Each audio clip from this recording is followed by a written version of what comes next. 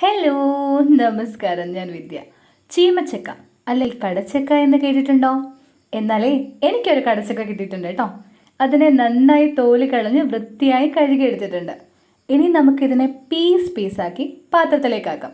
ഇതാ പീസാക്കിയിട്ടുണ്ട്. മൺചട്ടിയിലാണ് ഞാൻ വെക്കുന്നത് കേട്ടോ.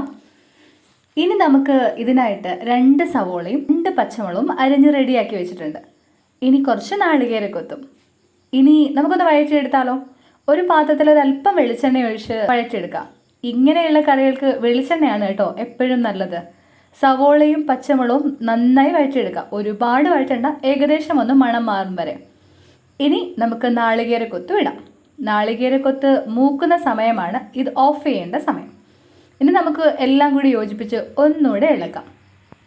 പിന്നെ ഒരു കാര്യം പറയാൻ മറന്നു കേട്ടോ, ചാനൽ സബ്സ്ക്രൈബ് ചെയ്യാൻ മറക്കരുതേ. ഇഷ്ടമായാൽ ലൈക്ക് ചെയ്യാനും ഷെയർ ചെയ്യാനും മറക്കരുത്.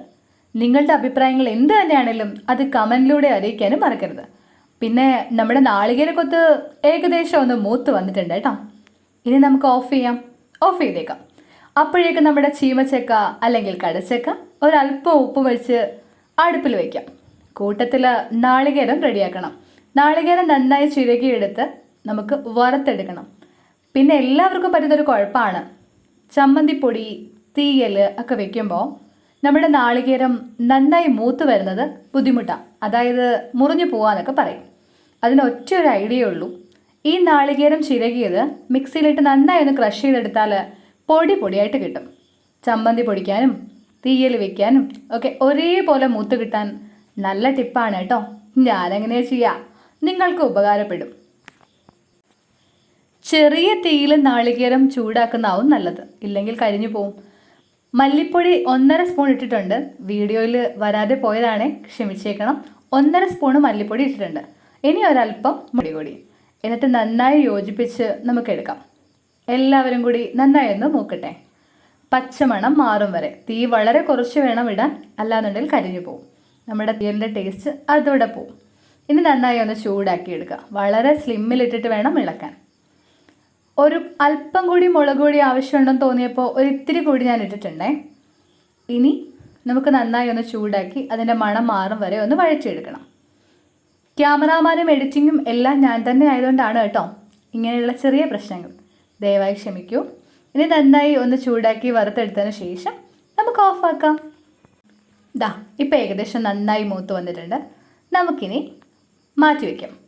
അമ്മിക്കല്ലിൽ അല്ലെങ്കിൽ അരകല്ലിലാണ് അരച്ചെടുക്കുന്നതെങ്കിൽ ചൂടോടെ അരച്ചാൽ നന്നായി കിട്ടും. അതല്ല മിക്സിയിലാണെങ്കിൽ ആറിയതിന് ശേഷം അരച്ചെടുക്കാം. ഇതുപോലെ ഫൈനായി അരച്ചെടുക്കുക. നമ്മുടെ ചീമച്ചക്ക എന്തായി നോക്കാം. ഏകദേശം വെന്ത് നന്നായി ഉണ്ട്. അരച്ച കൂട്ട് അതിലേക്ക് നന്നായി ഒഴിച്ച് ഇളക്കി യോജിപ്പിച്ച് എല്ലാവരുമായി മിക്സ് ചെയ്ത് അടച്ച് വയ്ക്കാം. ഉപ്പ് വേണമെങ്കിൽ ആവശ്യത്തിന് ഉപ്പിടാനും മറക്കരുത്. ഇപ്പോൾ എല്ലാവരും കൂടി നന്നായി മിക്സായി വെച്ചിട്ടുണ്ട്. ഇനി നമുക്ക് അടച്ചു വെച്ച് നന്നായി ഒന്നുകൂടി വേവിക്കാം. അടുപ്പിലാണ് ഞാൻ വെക്കുന്നത്, അതുകൊണ്ടാണ് ഇങ്ങനെ. ഇനി നമുക്ക് താളിച്ച് ഒരല്പം മസാലപ്പൊടിയും കൂടി ഇട്ട് നന്നായി താളിച്ച് മസാലപ്പൊടിയും കൂടി ഇട്ട് തുറന്ന് നോക്കിയാൽ അസൽ നല്ല ചീമച്ചക്ക അല്ലെങ്കിൽ കടച്ചക്ക തീയൽ കിട്ടും. ചപ്പാത്തിയുടെ കൂടെയും ചോറിൻ്റെയും കൂടെ കഴിക്കാൻ സൂപ്പറാണ് കേട്ടോ. ഞാനിപ്പോൾ ചപ്പാത്തിക്കൊപ്പമാണ് കഴിക്കുന്നത്. അടിപൊളിയാണ്. Thank you.